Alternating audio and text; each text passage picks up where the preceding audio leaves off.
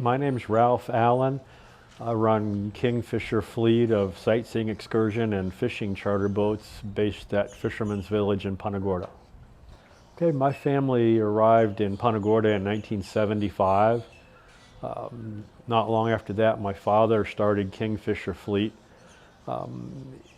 Actually, in 2020, we had our 40th year of operations, so we're going into our 41st year of operations here at Fisherman's Village. Our boats do day trips on Charlotte Harbor. We do some Peace River cruises. We do trips out to the islands like Cabbage Key and Cayo Costa.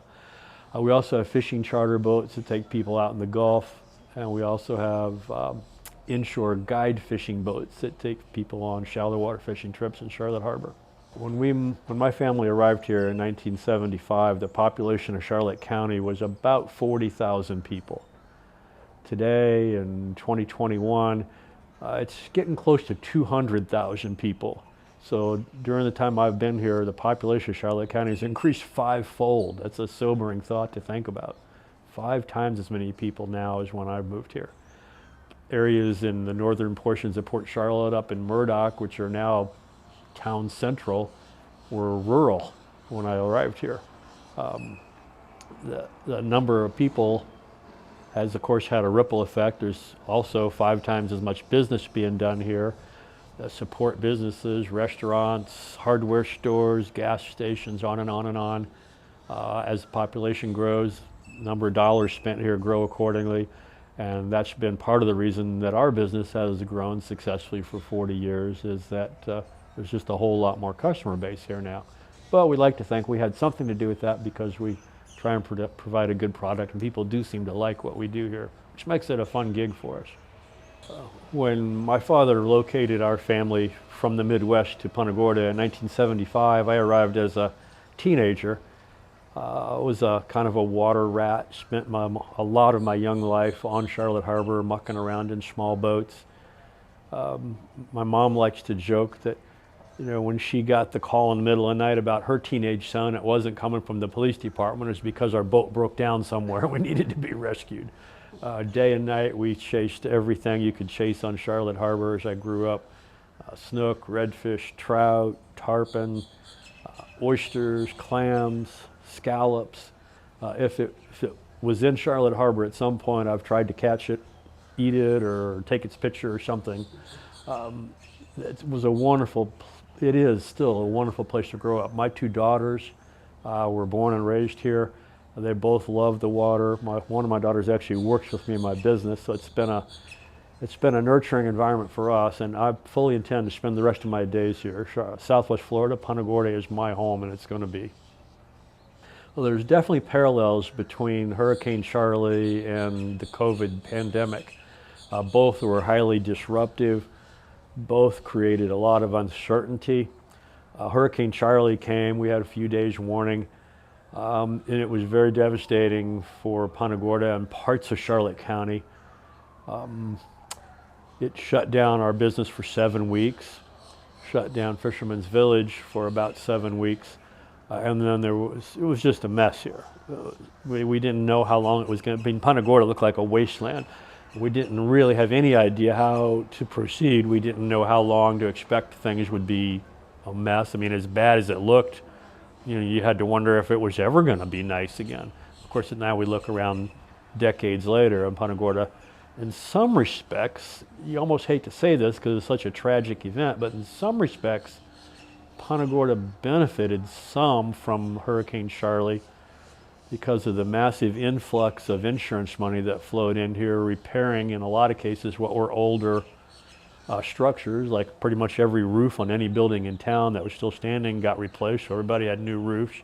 A lot of the old derelict stuff and older, less than wonderful stuff got blown over, eventually to be replaced by newer stuff. So, you know, you don't want to say Hurricane Charley was good, because it definitely was a horrible event, especially if you were here for it. But there was some benefit that came from it. And once we suffered through the uncertainty of not knowing what the timeline was going to be and who was going to pay for all of this, and it was just overwhelming at first.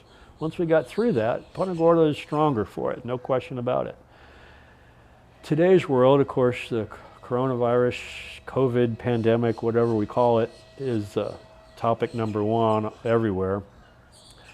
And it's similar in some ways. It kind of hit us out of left field. Nobody was predicting it or expecting it.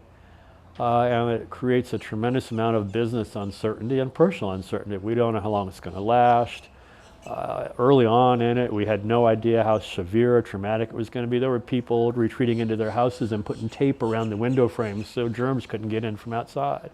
Probably still some people doing that. And a lot of the same questions came up. How long is this going to affect us? Now, we shut down for about 9 weeks as a result of COVID.